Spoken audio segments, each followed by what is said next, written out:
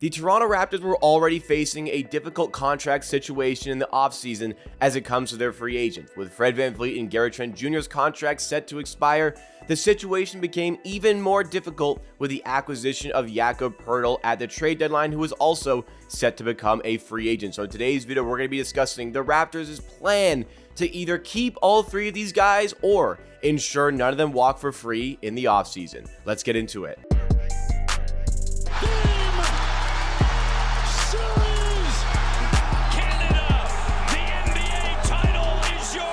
What's going on, NBA and Raptors fans? It's Jacob here, back with Amateur Hour Sports, your source for the greatest coverage and analysis on the latest Toronto Raptors news. We do videos like this and live stream watch parties for as many Raptors games as possible. So if you want to keep up to date with all this content, then make sure you are subscribed to the channel. You can help me on my road to 14,000 subscribers. And if you enjoyed this particular video along the way, be sure to hit that like button. Let's try to get to 200 likes on today's video. But this one is all about the Raptors contract situation going into the offseason. Fred VanVleet, Trent Jr, player options, yes, likely to reject them. They're going to become free agents. Jakob Poeltl also going to become a free agent at the end of the season. The Raptors cap situation is not the best situation right now.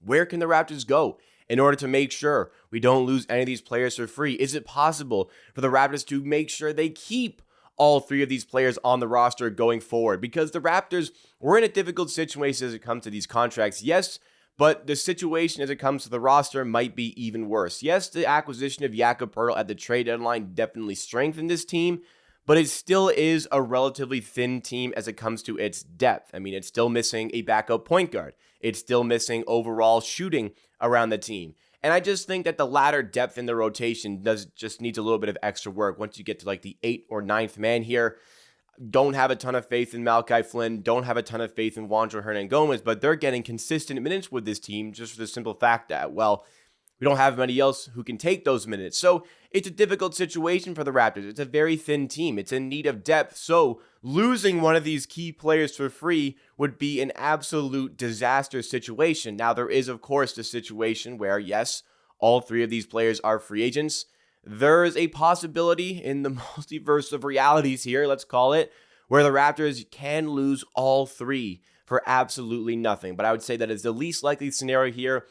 I believe, and I firmly want to convince you guys, that all three players are either going to stay or are not going to leave for nothing. And there's a variety of reasons why I can cite this from happening. Starting with Jakob Poeltl, the trade deadline acquisition. This was an expensive buy from the Raptors here. It took 2 second-round picks, including the 2023 second-round pick for this year, which is set to be a pretty damn good second-round pick. It also included the 2024 first-round pick, which is top 6 protected.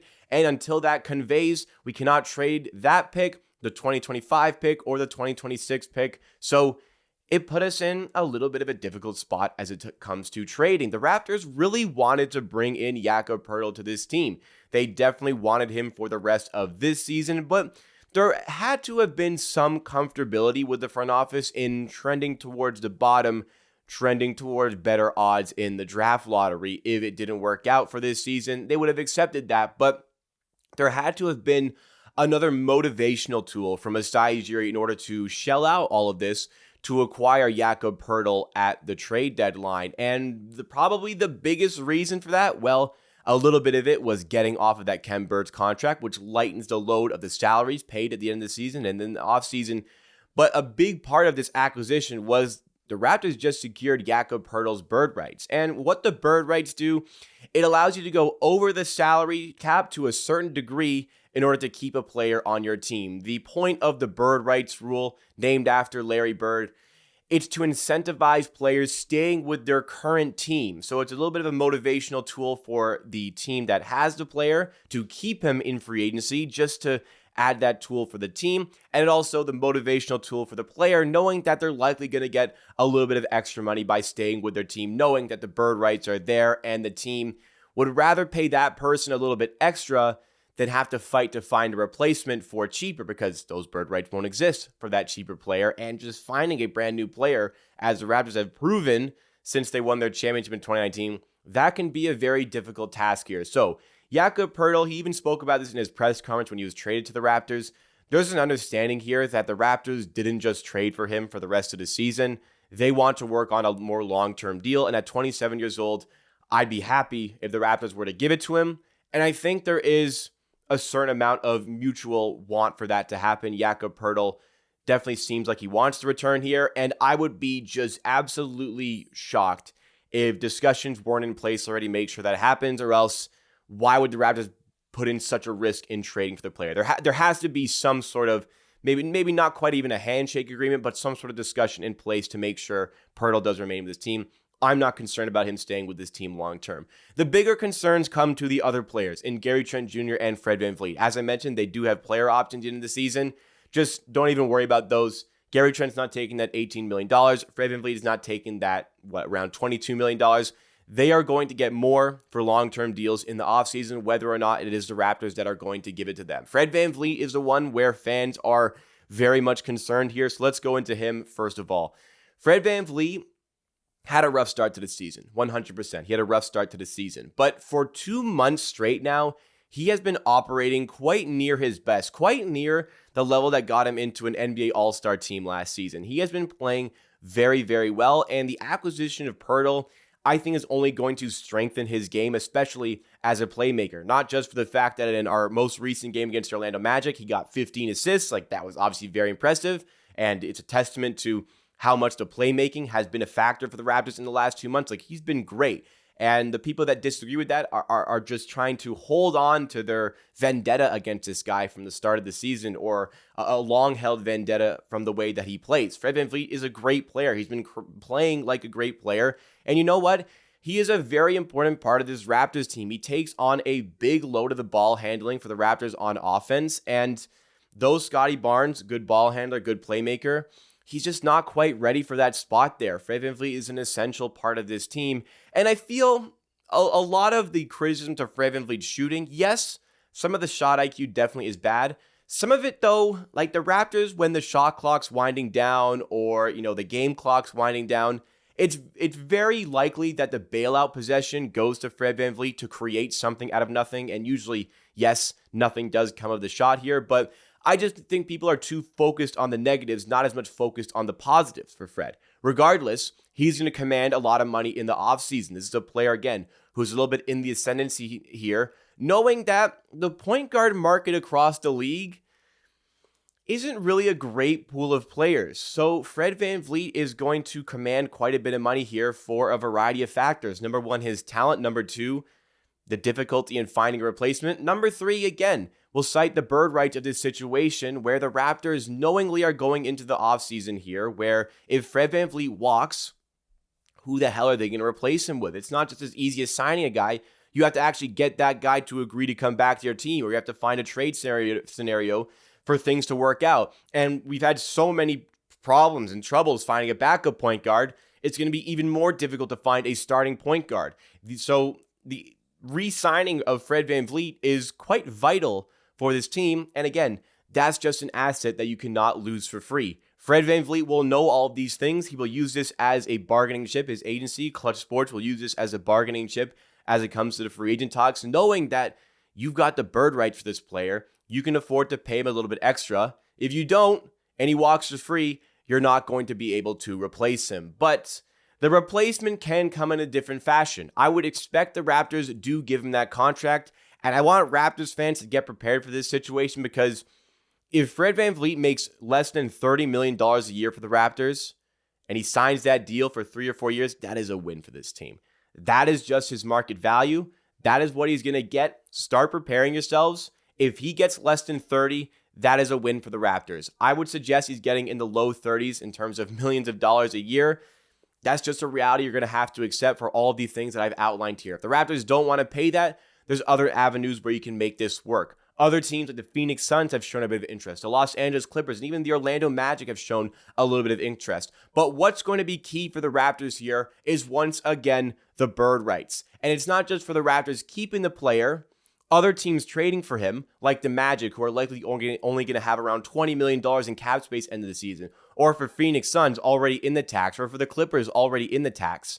Those bird rights are going to be key for them as well. That's where a sign and trade is going to come into play. A team would rather sign and trade for Fred VanVleet than outright sign him so they can keep those bird rights. that is going to be a big bargaining chip for the Raptors if the sign and trade does come to fruition.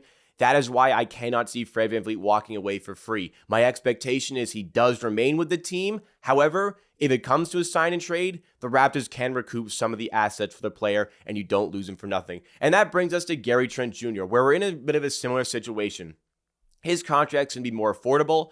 I expect around $22.5 million, but for the same reasons with Fred VanVleet that I've outlined as it comes to the bird rights, that's going to be a bargaining chip for Trent and his agency, and they might get a little bit of extra juice out of the Raptors to keep him with the team. If something doesn't pan out here with Trent, once again, you can go to the sign and trade for the player. But if you are to keep all of these guys, and you know what? I'm here to say that I would expect all three of these players are still on the Raptors next season. Yes, bird rights play a part. Yes, bringing them back is possible. But it really is not possible without going into the tax unless there's other pieces that are moved before the draft, in and around the draft, in the offseason at some point here. Let's give our front office a little bit of credit here. They know the situation with Trent. They know the situation with VanVleet. They know the situation with Poeltl, yet they still traded for him. They did not make that trade without knowing the risk of this situation, and they definitely did not make this trade without calculating the risk and what they can do to circumvent it at the end of the season as it comes to players walking away for free. They know they can still make some deals happen. They know they can still get these players to return to the team, but they also know they have to move some other stuff in the process. Now, as it comes to the OG Anunoby situation, that could be what opens it up for the Raptors. OG Anunoby moving in a trade at the end of the season because there was huge interest for him in February, and all signs are pointing towards the fact that if you can get a certain deal in February for a player, you can get a better version of that deal in June, July, around the draft. And that is what the Raptors are likely going to be expecting for OG Anunoby. 3 first-round picks and a young player, cheaper contracts. The Raptors can clear some room to make sure VanVleet, Trent, and Jakob Poeltl have space within the salary limits of the NBA. You can also go to Boucher's contract, which there is a certain amount of confidence from the front office that they can move. And there are other places like Otto Porter Jr. where a little bit of extra money can definitely be freed up for this team. It's not going to be easy, but I also don't think it's going to be as difficult as people are making it out to be. Once you really dive into the situation, you have flexibility with those contracts and sign and trade purposes, but also I think you are able to bring them back to their team. Is it the best situation for the Raptors to be in? No, I don't think so, but it is the current one that we are facing. VanVleet's an important part of this team and will continue to be an important part of this team going forward if he stays with the team. The same goes for Trent Jr., and once again, I just cannot see Jakob Poeltl leaving the Raptors, not having something in place to make sure that he does stay with the team. But the bird rights are key, the sign and trades are key, and the Raptors keeping this team together. It seems to be the motivation here, and it doesn't seem like there really is a plan B. Keeping this core together is where the Raptors are going to have to go going forward, and there is flexibility on that OG situation. If he is genuinely unhappy with the team, cash in for 3 picks and a young player. That makes sense to me. That opens up the possibility of retooling around this current core. It may not be what you think is the best decision. I don't know if it's the best decision from my perspective for this team, but it is the way forward according to Masai Ujiri and Bobby Webster, and I'm going to give them the credit as the guys on the inside for being able to make sure